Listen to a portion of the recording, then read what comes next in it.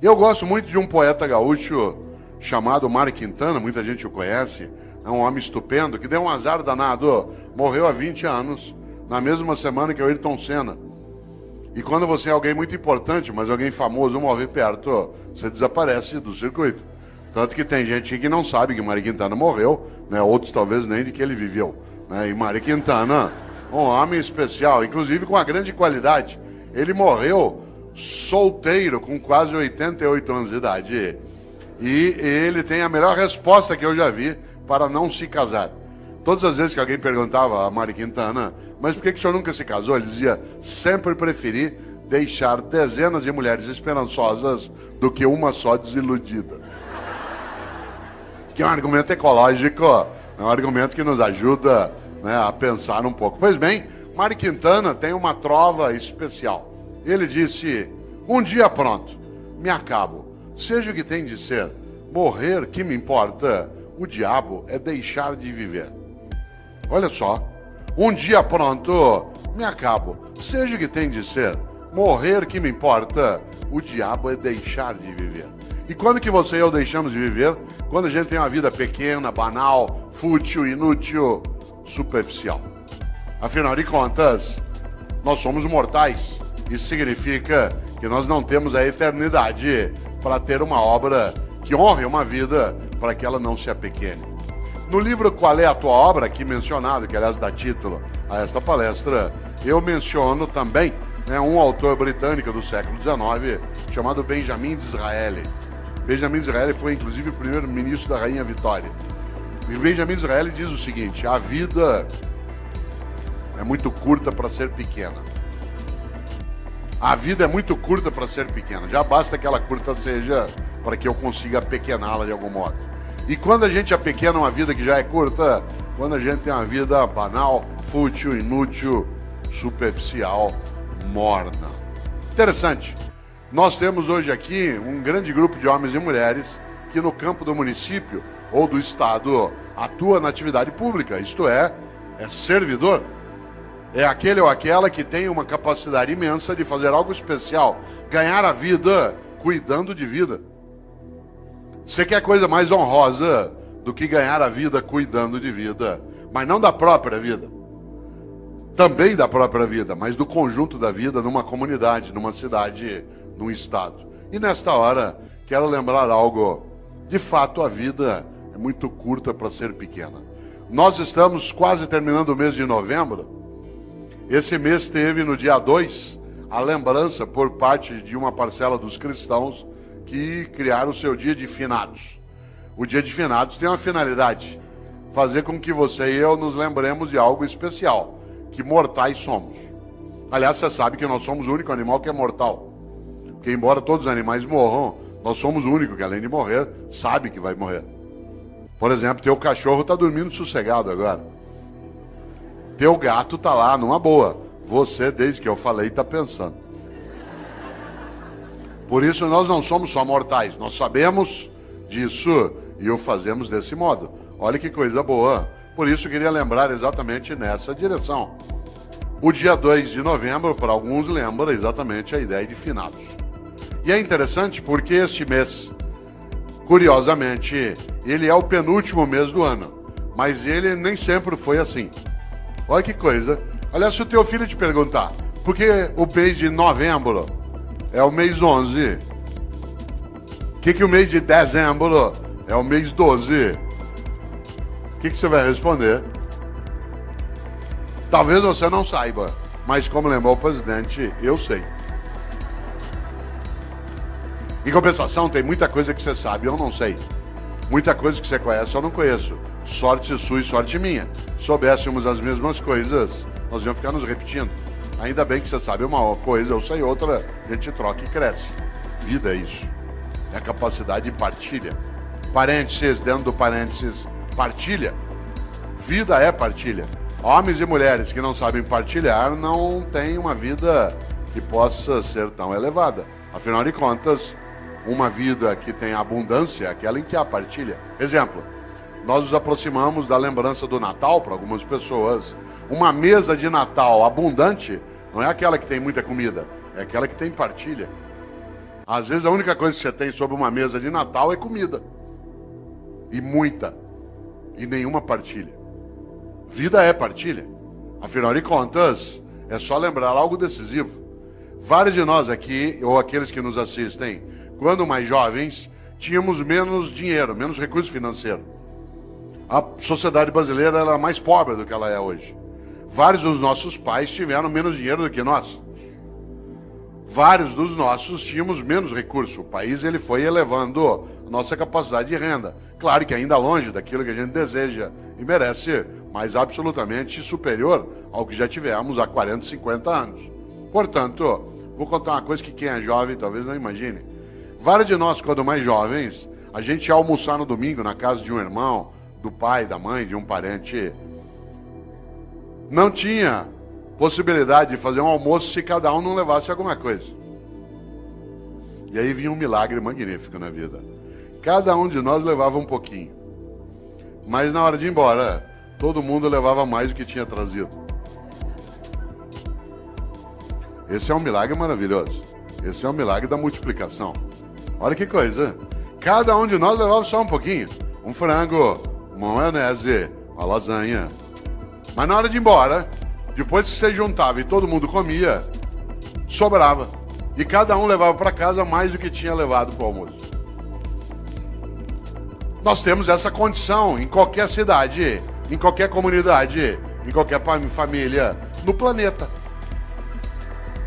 Claro, nós só não o fazemos no dia a dia porque uma parcela ainda tem uma ética absolutamente individualista, exclusiva, malévola, deletéria, destrutiva, predatória. Aliás, alguns acham que a regra na vida é cada um por si, Deus por todos. Mahatma Gandhi nos alertou sobre isso. Ele disse um dia, olho por olho, uma hora acabamos todos sem enxergar. E essa é uma coisa séria. E aqui na sala, quem não enxerga sabe muito bem o impacto que tem, né? Que não enxerga com os olhos, né? Que enxerga com os ouvidos ou com os dedos. Sabe o impacto que isso tem, né, no nosso cotidiano. Por isso, cautela. A lógica do olho por olho, ela é arriscadíssima. E se a gente observa, nós temos uma coisa séria, né, que é a nossa incapacidade, às vezes, de pensar na nossa mortalidade. Por isso, volto. Por que o mês de novembro é o mês 11? Por que o mês de setembro é o mês 9? Talvez algumas pessoas não saibam, mas até o século I a.C., até o século I a.C., no mundo romano, o ano se iniciava em 1º de março. O ano se iniciava em 1º de março. O primeiro dia do ano era 1º de março. E o último era 28 de fevereiro. Por isso, quando o ano se iniciava em março, setembro era o mês 7. Outubro era o mês 8. Novembro era o mês 9. Foi Júlio César que alterou o calendário e colocou janeiro e fevereiro no início do ano, produzindo alguns distúrbios. Um deles que o segundo mês do ano passou a ser um mês mais curto. E antes ele era o último, servia para ajustar o calendário. O segundo distúrbio é que parte dos meses o nome perdeu o sentido. Novembro virou o mês 11. Olha quanta coisa inútil você não sabe. Mas eu sei. E eu partilho contigo, agora você sabe também. Olha que coisa boa. Pouco a pouco o mundo foi adotando o dia 1º de janeiro como o primeiro dia do ano. O único país do mundo em que o ano continua começando em março é o Brasil, né, que é um país clássico, né, um país clássico que não aceita essas modernidades de Júlio César. E para nós, não é março, ainda não começou, né? Olha que coisa interessante. No entanto, no passado se usava o último dia do ano, que no caso era 28 de fevereiro, para pensar sobre a vida. Você sabe que a palavra fevereiro, ela vem de uma divindade etrusca, o nome do mês, de uma divindade etrusca que é Februa. Februa é a divindade da purificação, da queima, da febre. Que a febre, ela purifica, isto é, ela faz com que haja a anulação daquilo que não serve e a proteção daquilo que serve. Nesta hora, quero lembrar algo. Os antigos, no mês de fevereiro, usavam o final do ano para pensarem sobre o que tinham feito e o que deveriam fazer. Nós passamos a fazer isso com dezembro. Quando se aproxima 31 de dezembro, alguns e algumas têm o hábito de pensar aquilo que fizeram. Isso é típico de algumas religiões, entre elas o judaísmo, o islamismo e o cristianismo, que tem uma ideia muito forte na vida. Tenha você ou eu religião ou não, há uma questão séria nessas religiões. Elas têm uma coisa chamada juízo final. Na crença dessas religiões. O que me assusta na ideia de juízo final não é o fato de ser final, mas o fato de ser juízo. Porque na crença dessas religiões, insisto, acredite você ou não, essa é uma questão tua privada, há algo decisivo. Elas acreditam que ao final da tua existência, a divindade vai te chamar no canto e falar, vem aqui para um particular. Seguinte, durante a tua vida, por que é que fez o que fez? E por que é que não fez o que não fez? Aliás, por que é que fez o que fez do modo como fez? E por que é que deixou de fazer o que deveria ter feito? Essa é uma pergunta séria. Algumas pessoas na vida não esperam o dia de juízo final para meditar sobre isso. Vão fazendo durante a própria vida. Pois bem, os cristãos construíram, a partir da influência judaica, uma percepção. E essa percepção ela se consignou na ideia também de juízo final no último livro da Bíblia dos cristãos, que é aquele que fala do fim, que é o livro da Revelação ou o livro do Apocalipse. Quem aqui tiver uma Bíblia cristã, dê uma olhada um dia. Esse livro é um livro terrível. Ele não é terrível porque é horroroso, mas porque ele traz algumas coisas para meditar. E se você observa, lá no livro do Apocalipse, no capítulo 3, versículo 15 e 16, os cristãos escreveram: Deus vomitará os mornos. Deus vomitará os mornos. Aliás, a frase completa é: porque tu não és quente nem frio, hei de vomitar-te. Olha que frase forte. Conhece gente morna? Gente que não é quente nem fria. Gente que é mais ou menos. Que é quente ou frio não, que não cheira nem fede. Sabe gente morna? Morna no trabalho, morna na comunidade, morna na prefeitura, morna na câmara, morna na escola. Morna. Não é quente nem fria. Gente que não tem compromisso, que não cheira nem fede. Mais ou menos compromissado, mais ou menos competente, mais ou menos servidor, mais ou menos religioso, mais ou menos político. Mais ou menos. Sabe gente morna? Que não cheira nem fede. Deus vomitará os mornos. Sabe aquela pessoa que é morna? Morna no casamento. E aí, como é que tá o casamento? Tá ruim com ele, pior sem ele. Morna na comunidade. E aí, como é que tá o debate em Campinas sobre a política? Vamos levando, né? E aí, lá na prefeitura, vamos ver o que dá, né? E a escola, como é que tá? Não sei, vamos ver. Falta pouco para eu aposentar.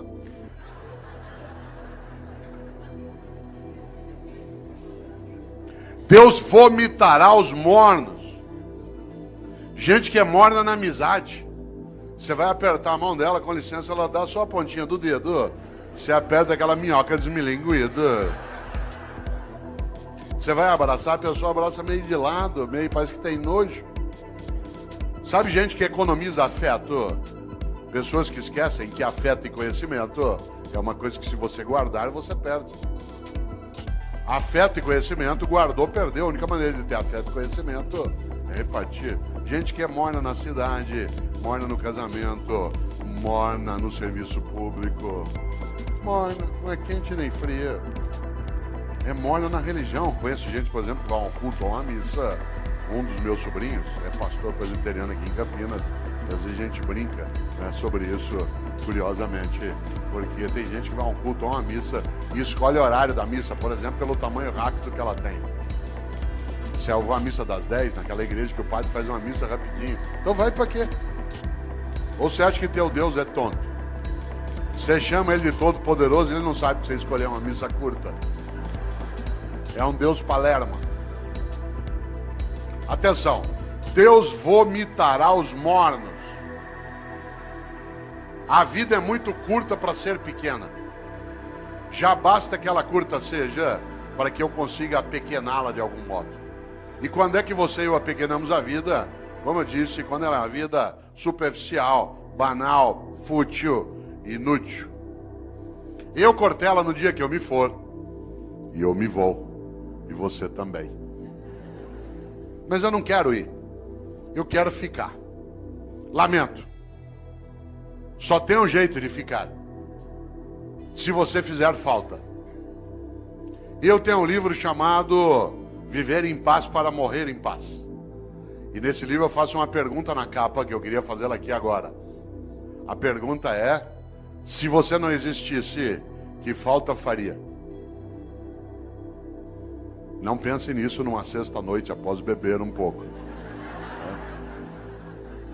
Se você não existisse, que falta faria? Por exemplo, tem gente que faz uma falta imensa. Tem gente que faz uma falta imensa na tua vida. Alguém que te criou, alguém que te apoiou, alguém que estava contigo. E tem gente que não faz falta nenhuma. Teve gente que não vai poder ir ao teu Natal porque não tá ou já morreu, vai fazer uma falta imensa. E tem gente que não vai e vai te dar uma alegria imensa. São aqueles que nos dão o agradável prazer da ausência delas. Já imaginou? Cuidado! Você sabe que morrer é ser esquecido. Você, quando faz falta, não é esquecido. Não é casual que no grego arcaico o verbo para morrer e o verbo para esquecer seja o mesmo. É letos, de letal. Porque morrer é ser esquecido. Enquanto alguém lembrar de você, derramar uma lágrima, der risada por algo que você fez e que ele recordou, pegar uma roupa tua e cheirar e ter uma boa lembrança ou saudade, enquanto a pessoa olhar algo que você fazia, querer lembrar de uma comida que você gostava, você continua vivo. Morrer é ser esquecido. Claro, se você for a um cemitério agora dia 2, você deve ter notado, né? Tem túmulo que está abandonado, tudo caído, o vaso não é cuidado mais, aí morreu. Enquanto alguém estiver contigo, na memória, no coração, olha a palavra que eu vou usar de propósito, na recordação. Recordar é fazer passar de novo pelo coração. Recordar, recordes. Você continua vivo. Interessante. Há pessoas que morrem em vida, que são banais, fúteis, inúteis, e não fazem a menor falta. Tem gente que nos faz, repito, uma falta imensa. Só tem um jeito de fazer falta. Para fazer falta na vida, você tem que ser importante. Não confunda importante com famoso.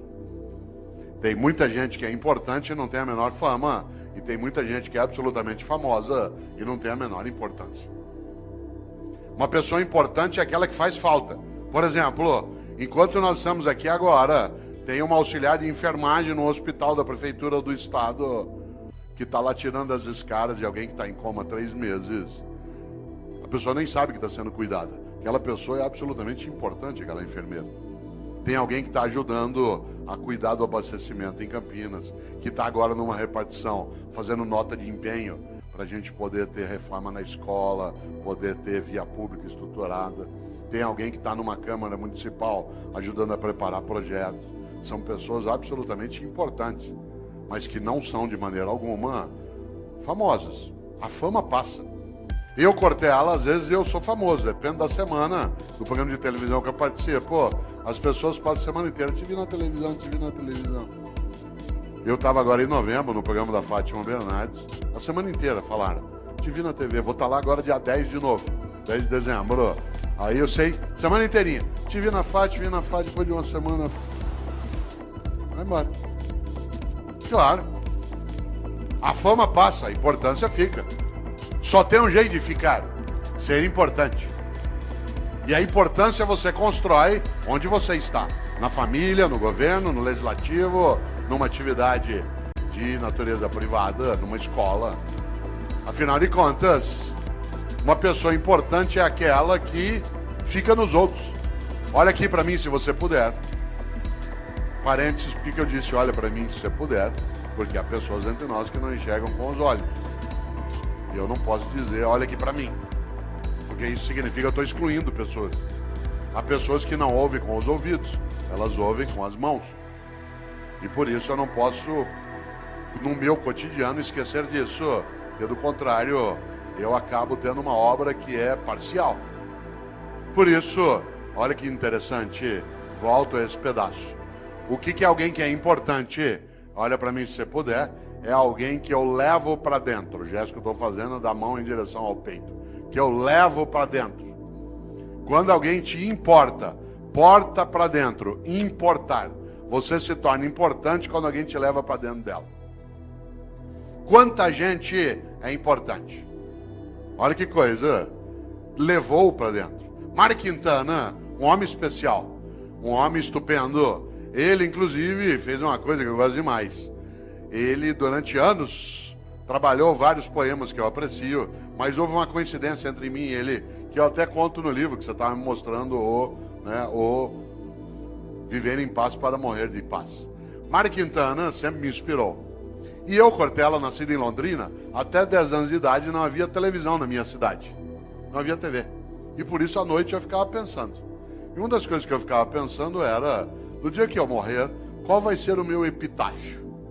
Isto é, o que eu quero que escreva no meu túmulo? Eu já tinha tendência à inutilidade filosófica, né? E eu ficava imaginando o que eu quero que escrevam no meu túmulo. Hoje eu não tenho mais essa questão, porque eu não quero mais ser sepultado, eu quero ser cremado.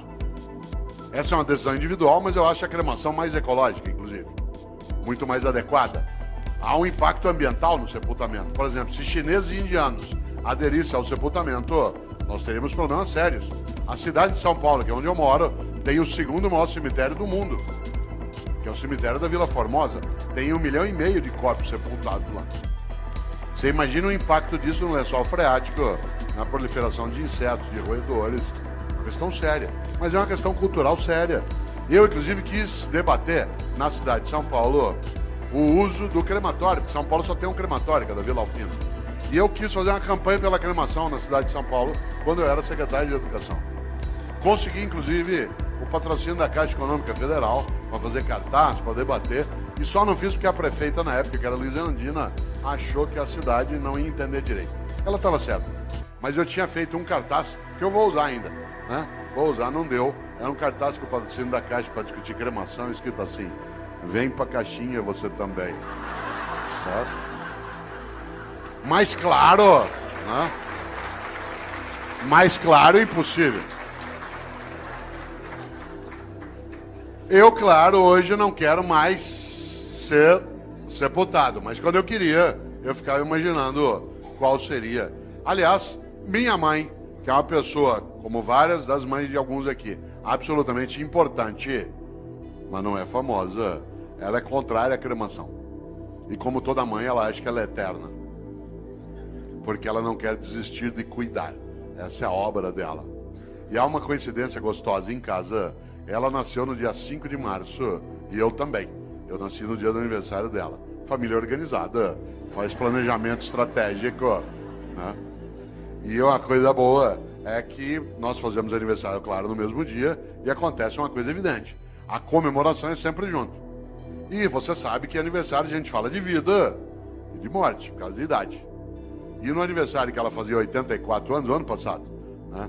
Ela fazia 84 anos, nós estávamos em volta, netos, bisnetos, todo mundo ali, alguns dos meus filhos, e eu lembrei para um dos filhos algo na hora do almoço. Falei: vocês não esqueçam, né, que papai quer ser cremado, não quero ser sepultado. Minha mãe, aos 84 anos de idade, virou e falou assim: eu não vou deixar você ser cremado. Claro, é Highlander. Por quê?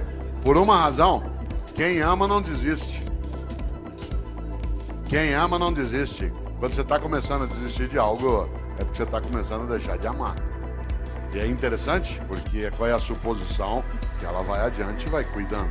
Nessa hora, volta a um polo, nesse pedaço. Eu, em Londrina, um dia cheguei ao epitáfio que eu queria. Aí eu sosseguei. Encrenca. Há 8 anos eu fui a Porto Alegre, cidade a qual eu vou com frequência, e todas as vezes que eu lá vou, visito as coisas do Mário Quintana. Porque ele viveu 27 anos finais de vida num hotel no centro de Porto Alegre, que foi fechado, vendido, se transformou ali na Casa de Cultura Mário Quintana. E eu lá fui, como faço sempre, há 8 anos. E pela primeira vez, eu nunca tinha feito isso, não era proibido. O quarto em que ele viveu, ficou lá a escrivaninha dele, a mesa, né, o guarda-roupa, os livros dele. E aí eu cheguei lá e comecei a mexer no caderno do Mário Quintana. Não é proibido. De repente, quase caí sentado, porque ele houvera anotado no caderno qual era o epitáfio que ele queria para o túmulo dele. E eu quase caí sentado, porque ele tinha escolhido para o túmulo dele a mesma coisa que eu tinha escolhido para o meu. Claro que ele não copiou de mim, mas nós tivemos uma inspiração assemelhada. Sabe o que Mário Quintana mandou escrever no túmulo dele? A maior verdade que eu conheço. Ele mandou escrever no túmulo dele algo que parece piada, não é. Ele mandou escrever no túmulo dele: eu não estou aqui.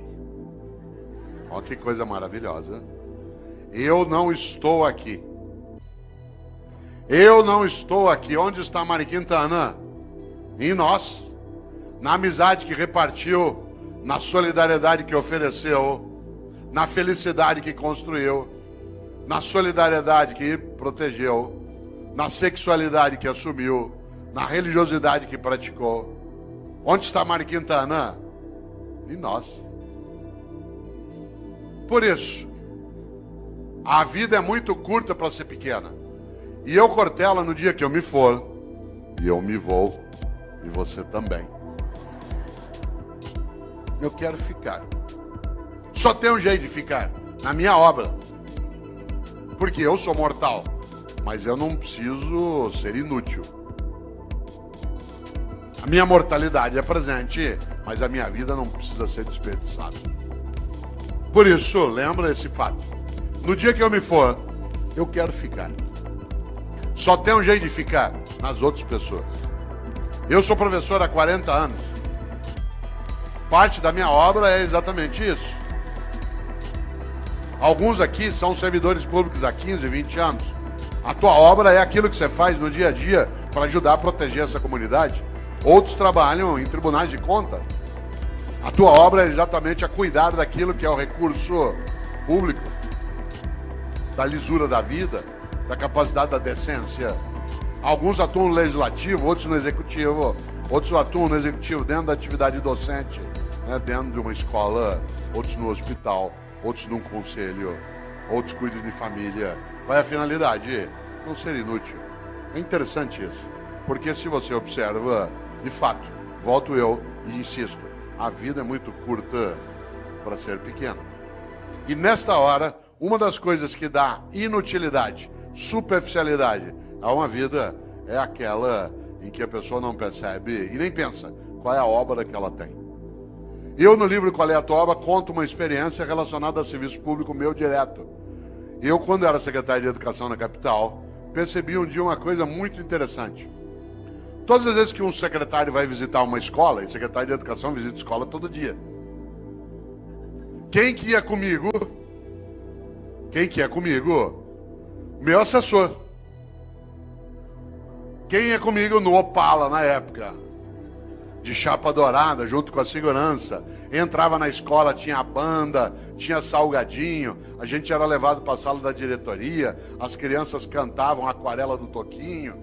Eu tenho trauma até hoje de tanto ouvir a Aquarela do Toquinho. Dava 2, 3 vezes por dia. Um dia eu falei isso pro Toquinho. Eu falei: Toquinho, eu adoro tua música, mas eu tenho trauma dessa. Quem que ia comigo? A pessoa já convertida. Isto é, aquela que era do projeto político, que tinha entrado no mandato e, portanto, já estava previamente convencida de qual era a finalidade do que se fazia. Quem é que não entendia direito o que fazia?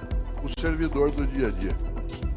Isto é, no andar que eu era secretário, lá no fundo tinha uma cozinha, onde ficava Dona Maria, sim, uma pessoa real, que fazia café o dia inteiro para servir no gabinete do secretário. A gente vai recebendo pessoas e tomando café. No mesmo andar, lá no fundo, ficava um rapaz que tirava cópia xerográfica. No andar de baixo ficava a contabilidade, onde se fazia nota de empenho. Sabe o que a Dona Maria achava que ela fazia na Secretaria de Educação? Café. Sabe o que o rapaz que tirava cópia xerográfica achava que fazia na Secretaria de Educação? Tirava cópia xerográfica. A moça que fazia nota de empenho achava que o trabalho dela era fazer nota de empenho. Por que ela não tinha visão da obra? E por isso eles estavam na rotina do dia a dia. A rotina. Não havia um entusiasmo. Um dia eu decidi mudar essa lógica. E decidi que, em vez de ir comigo visitar a escola, com banda, com merenda, com criança, com tudo, em vez de ir quem já estava convertido, era melhor levar pessoas do dia a dia da secretaria. E aí eu passei a avisar. Quem vai comigo agora nas visitas vai ser o pessoal do dia a dia do gabinete, que tem as várias atividades. A primeira que foi comigo foi Dona Maria. Com uma novidade. Primeiro, andar no carro do secretário. Segundo, no banco de trás. Terceiro, joelho com joelho. Com batedores da Polícia Militar na frente, como é na capital às vezes, ou da Guarda Metropolitana.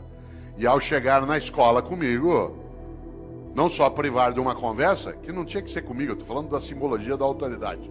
Né? Chegar lá na escola, em vez dela ir fazer o café e servir, ela ia ser servida. E ela entrava e via a banda, e via as crianças, e via a reforma da escola. Vocês não fazem ideia. Quando Dona Maria voltou, a partir dali era outra Dona Maria. De repente ela entendeu uma coisa, que o que ela fazia na Secretaria de Educação não era café, era educação. E aquilo que ela fazia, que o jeito dela de fazer educação era fazer café, virava escola, criança, cidadão atendido. No dia seguinte ela viu o rapaz do Xerox que passava o dia inteiro naquela máquina fazendo aquele gesto. E ele ficou boquiaberto, porque ele não fazia ideia que o que ele fazia não era tirar cópia, o que ele fazia era educação escolar. E o jeito dele fazer educação escolar era nos ajudar, tirando cópia. Vocês precisam ver a moça, né, que fazia nota de empenho. Ela imaginava que a tarefa dela era passar o dia ali fazendo nota de empenho. Quando ela viu que as notas de empenho viravam reforma, criança, comunidade, criança brincando, estudando, ela ficou boca aberta. O que ela não tinha entendido? O propósito. O propósito, isto é, qual era a obra dela? A obra não era fazer nota de empenho, era construir educação escolar numa comunidade, usar os recursos de maneira adequada para elevar a vida. A partir dali, tanto faz quem era o governo, porque de maneira geral, o funcionário do dia a dia, ele não adere a projetos de governo, porque o governo é eventual. Mas quando ele tem clareza da obra, que ele vê, por exemplo, que uma Câmara Municipal está sendo reestruturada para que ela tenha maior capacidade de servir a população e honrar o recurso, tanto faz quem é o presidente. Se há uma adesão por parte de quem está no dia a dia como servidor, na saúde, na educação, no transporte, na segurança, nas secretarias meio, na área de gestão, administração, muda o jeito de fazer. Aliás, aconteceu comigo uma coisa, eu vou contar, não quero que pareça arrogância nem autoelevação, mas ela é muito bonita. Você sabe que quando o governo vai terminando, as pessoas à sua volta, que são da máquina, vão rareando, porque ele não é maluco. Ainda mais que no governo que eu estava, quando houve a eleição, o meu grupo político perdeu a eleição. E outro grupo adversário venceu a eleição. Isso significa que os últimos 2 meses de governo era já com a possibilidade de entrar quem era contrário e quem estava saindo. Vocês imaginem, se bobear, não chega nem café. Que é uma questão de sobrevivência da máquina. Ela não se compromete, às vezes, com quem está saindo, porque ela vai passar 4 anos com quem está chegando. Pois bem, isso não aconteceu conosco. E não é porque éramos nós, e nem porque as pessoas aderiam ao tipo de projeto político que você tinha, mas eles começaram a entender aquilo que era o projeto de cidadania, no qual ele estava envolvido, que independia do governo eventual que estava ali. A tal ponto que aconteceu uma coisa curiosa. Quando, da posse do novo governo, eu fui dar posse ao novo secretário. Estava ele e todo o staff dele aqui. E nós estávamos saindo lá de cá. E o auditório lotado, na época era na Avenida Paulista, lotado de servidores, estava ali para a posse de quem chegava e a despedida de quem partia. Pois bem, aconteceu uma coisa que até hoje eu me arrepio de lembrar. Não tem a ver só comigo, tem a ver com o projeto em geral. Na hora que eu terminei a minha fala e transmiti o cargo, é a hora de quem perdeu sair e honrar aqueles que vão comemorar a vitória e o governo deles. E, portanto, eu me levantei e toda a minha assessoria, Campos Filho, levantou junto. Claro. E aí eu fui saindo. Quando eu fui saindo, todos os servidores levantaram e fizeram um corredor polonês. Fizeram uma fila dos 2 lados e nós fomos saindo e eles foram batendo palma. até a gente sair do prédio. Vocês imaginem, em tese, no serviço público, isso é arriscar a cabeça em alto nível. Só não foi porque quem estava chegando, no caso, que era o vice-prefeito de São Paulo, que também se tornou secretário de Educação, também ele era professor, que era o professor Solon Borges dos Reis, que já faleceu, que era do CPP. Mas olha que coisa maravilhosa. Eu estou falando isso não para exaltar a nós, inclusive porque uma parte das pessoas não tinha nenhum vínculo ideológico, nenhuma simpatia, né, pelo grupo político, mas ele tinha porque ele percebeu algo decisivo, que era a obra. Porque a gente estava tentando que ele não fosse morno. Por isso, vida com propósito. Coisa curiosa, há pessoas que estão nessa área e que não o têm, e que tem uma obra diminuta, pequena. Por isso eu vou contar uma coisa. No serviço público, algo que é muito perigoso, que é gente morna. Porque essa gente morna, ela, de maneira geral, ela acha que o que ela faz é só aquilo como um emprego. Você sabe disso. Na área privada também isso acontece, mas na área pública há uma destinação diferente, que é a própria atividade pública em si. Por exemplo, tem uma coisa que é muito perigosa. Na minha área, que é a educação escolar, vou contar uma coisa que quem é professor aqui, o professor sabe. Tem gente que atua no ensino público e no ensino privado. E se comporta de um jeito no ensino privado e de outro no ensino público. No ensino privado, participa das reuniões, das atividades. No ensino público, tira todas as licenças, vê tudo que pode. Aliás, tem gente que atua em ensino público e despreza a escola pública. Despreza. Ameaça o filho com a escola pública. Você não está estudando, você vai ver, vou te pôr numa escola pública, você vai ter que conviver com aquela ralé. Essa pessoa tem que ser decente e ir embora. Porque é absolutamente nojento que alguém alfira, aliás, os rendimentos da área pública e não respeite a área pública. É absolutamente nojento receber aquilo que se tem sem que se respeite quem paga. É absolutamente nojento imaginar que se possa ganhar o sustento em algo que se despreza. Isso é comum. Isso é comum, inclusive, a pessoas que no dia a dia, você sabe, eles argumentam que ele vai ser mais ou menos, também pelo salário que me pagam. Você já imaginou esse princípio aplicado ao corpo de bombeiros? Tua casa está pegando fogo, já apagaram a sala, a cozinha. De repente você olha, o bombeiro está enrolando as mangueiras, guardando. Fala, onde você vai? Ué, 5 horas, é o meu horário. Então, mas está pegando fogo lá. Não, mas é o meu horário, me paga até essa hora. Já imaginou um cirurgião no hospital fazendo uma sutura de apêndice? Tem que dar 20 pontos na sutura, ali no teu ponto de Mark Barnes, para poder fechar direitinho, porque não tem equipamento para fazer laparoscopia. O que ele faz? No 8º ponto, fala, vou parar aqui mesmo, pelo que me pagam. 8 pontos tá bom já. Você já imaginou? Você sabe que há pessoas que se conduzem desse modo no cotidiano. Obviamente que eu não estou falando de trabalhar sem remuneração, estou falando de outra coisa. Da capacidade de entender o quanto que a vida é muito curta para ser pequena. E algumas pessoas se apequenam no modo como se relacionam na atividade que desenvolvem. Por isso, volto eu aqui a uma questão, você que ainda tem um tempo de desespero até 11 horas. Qual é a tua obra? Quando você se for, e você se vai, e eu também, o que vai ficar? O que vai ficar que não estrague, não apodreça? E repito, não seja objeto de disputa odiosa. Isto é, o que você e eu fazemos que honra nossa própria existência? Interessante. Uma das coisas mais marcantes quando se pensa em gestão e liderança é gerir para elevar a vida coletiva. Atuar de maneira que não seja cínica. Ética não é cosmética. Ética não é cosmética, não é uma coisa de fachada. Desse ponto de vista, claro, se nós imaginamos o propósito daquilo que fazemos, é a nossa capacidade de ganhar importância.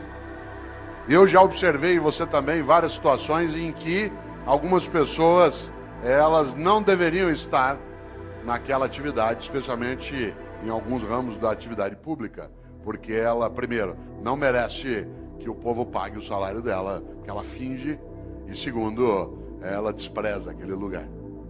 Mas há outras pessoas que, é claro, merecem muito mais do que recebem. Há outras pessoas que, de fato, têm que ser honradas no dia a dia, na atividade pública, mas nem sempre. Afinal de contas, como você bem lembra, há uma coisa aí que é decisiva, que marca, inclusive, nossa percepção. A ideia que se tem até, né, e que não pode, de maneira alguma, ser deixada de lado de pessoas que não querem se apequenar. Curioso. Quem aqui é professora ou professor, se você acabou de entrar na atividade de docente, se você é um funcionário novo na Câmara ou na Prefeitura, vou te dar um conselho. Se você quiser ter uma vida que seja relevante, que cresça, ouça o que eu vou dizer. Afaste-se de funcionário velho. Afaste-se de funcionário velho. Aproxime-se de funcionário idoso. Não confunda idoso com velho. Idoso é uma pessoa que tem bastante idade. Velho é aquele que é morno, que acha que já sabe, que não precisa mais se mexer. Afaste de professora velha na escola. Sabe como é que é professora velha? Idoso é uma pessoa de 65, 70, 80 anos de idade. Velho é aquele que é morno. Quer ver um exemplo? Você chega numa escola cheia de ideias, quer fazer coisas, a professora velha fala assim, sossega aí. Com o tempo você vai aprender. Quando você estiver no meu tempo de serviço público, você vai ver. Sossega, fica na tua. É só mudar governo, as coisas voltam ao que é. Afaste de funcionário velho. A pessoa velha, ela faz mal. Ela é homicida. Isto é, ela assassina as condições de vida coletiva numa comunidade. Se ela estiver na atividade pública, pior ainda. Você já imaginou? Aproxime-se de gente idosa. Gente idosa quer aprender, frequenta a escola, vem para debate, lota um auditório na Câmara. Os que têm mais idade aqui, alguns perguntariam, tal como eu, o que você veio fazer? Quero continuar aprendendo, sabendo, indo buscar. Há pessoas que acham que já sabem. Ah, não, para quê? Ao contrário. Por isso, atenção.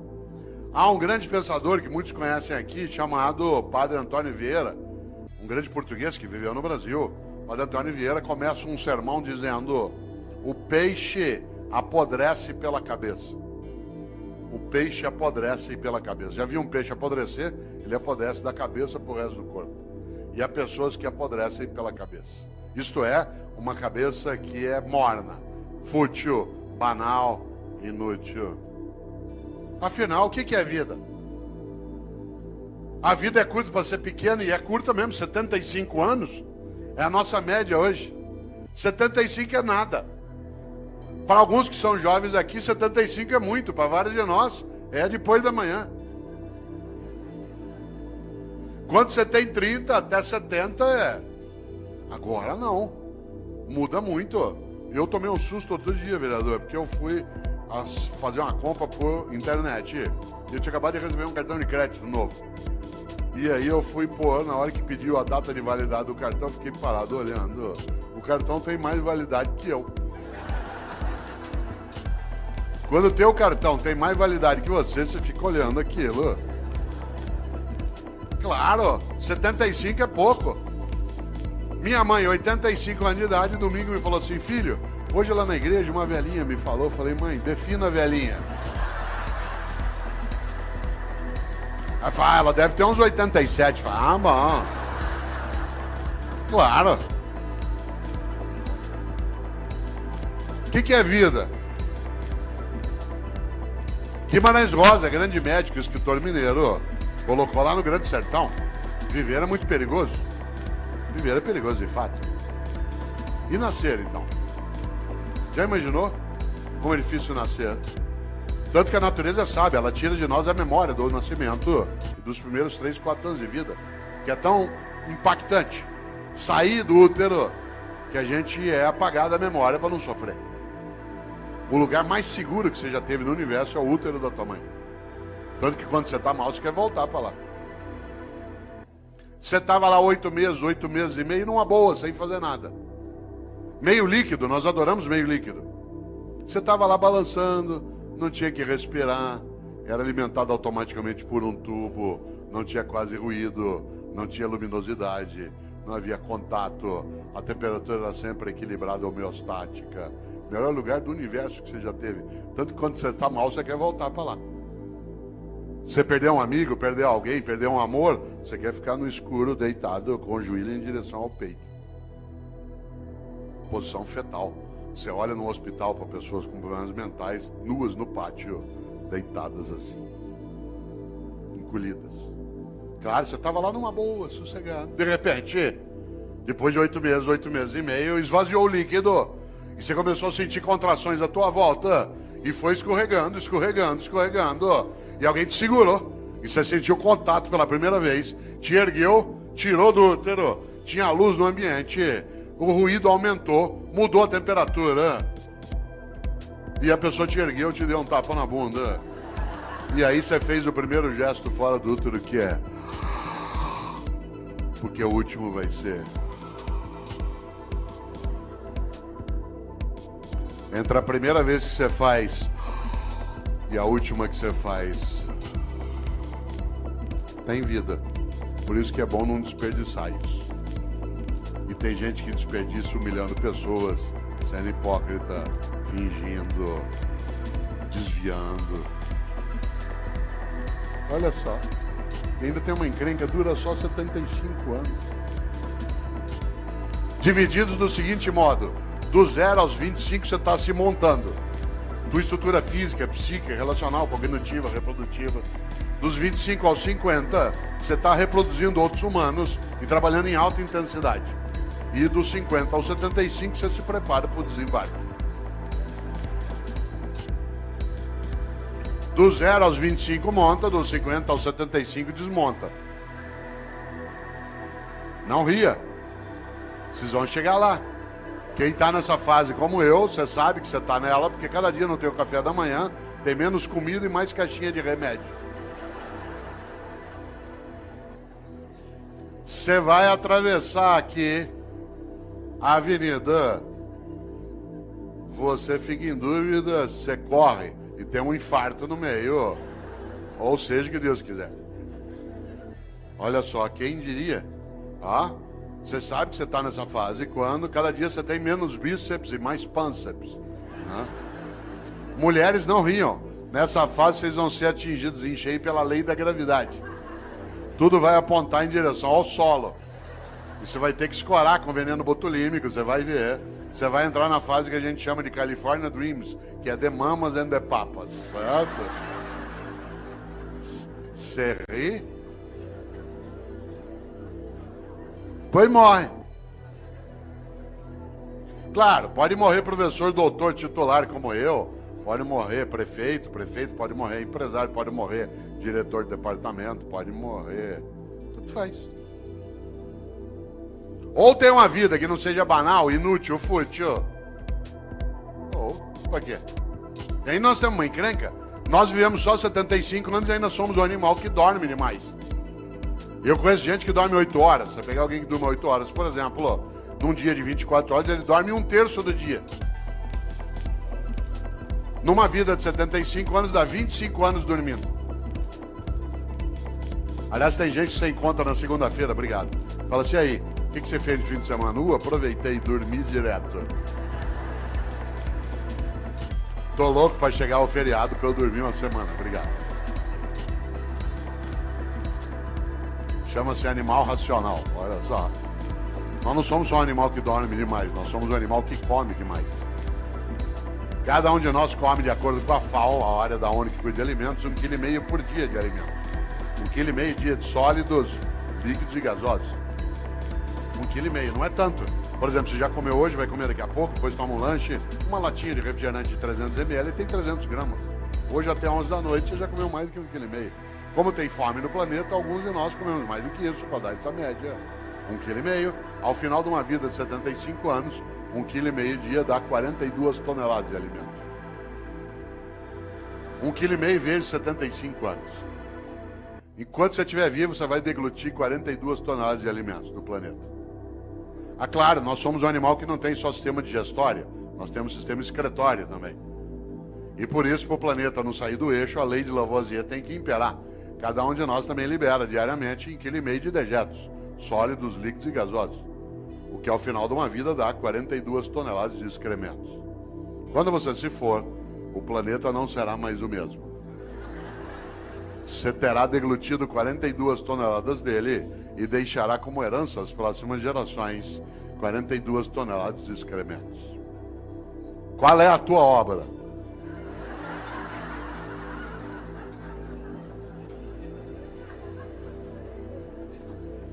Você sabe que tem gente que leva a vida desse jeito.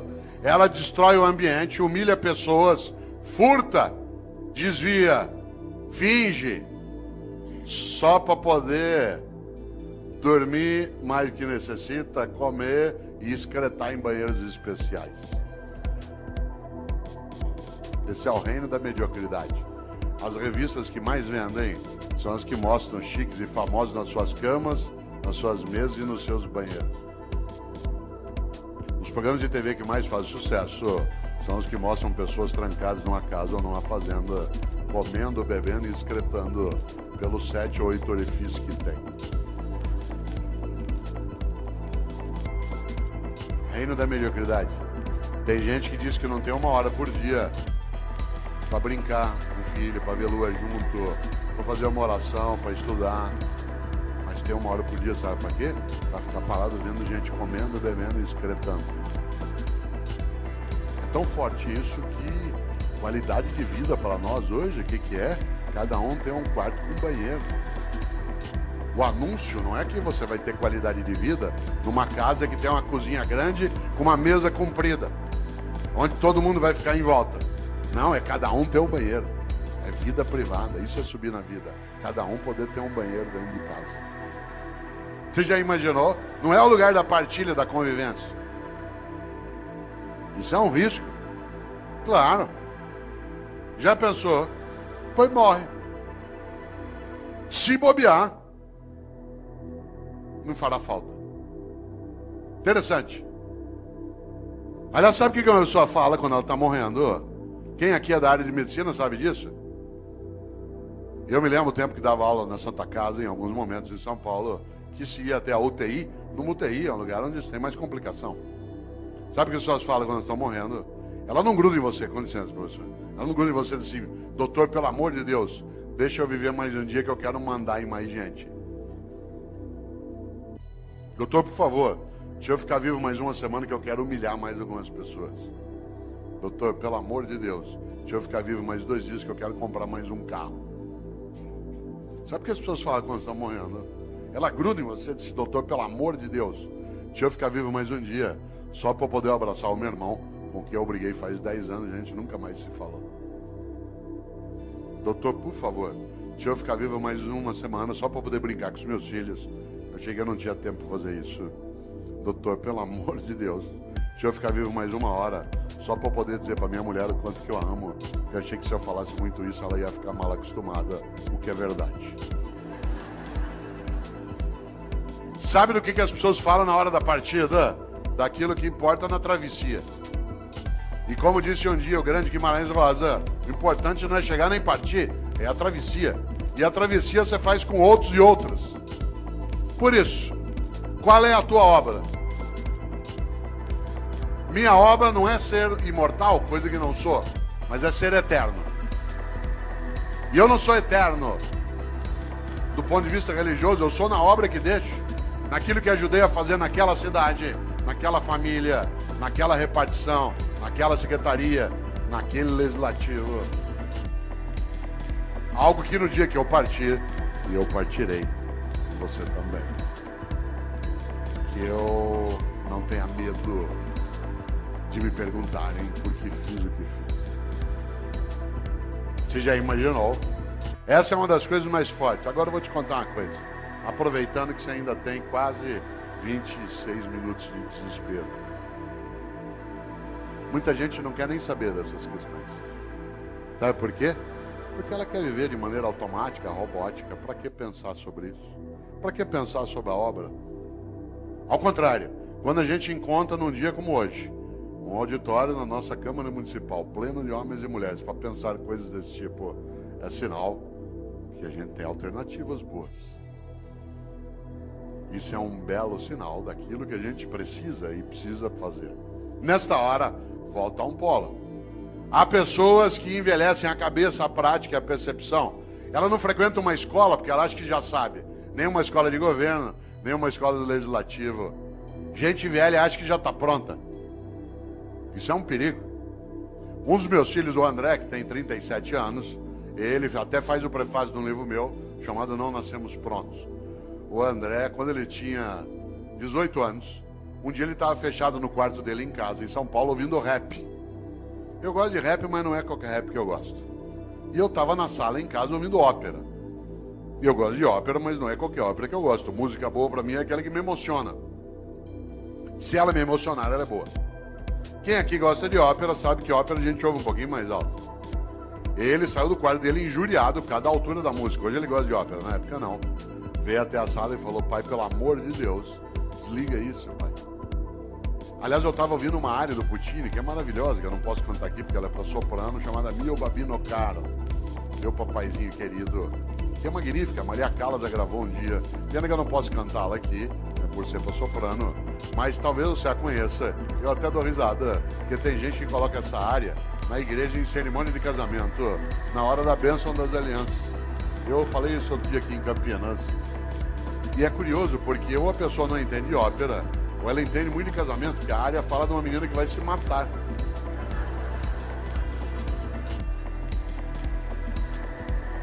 Você sabe que a coisa mais perigosa que existe na vida é incompetente com iniciativa.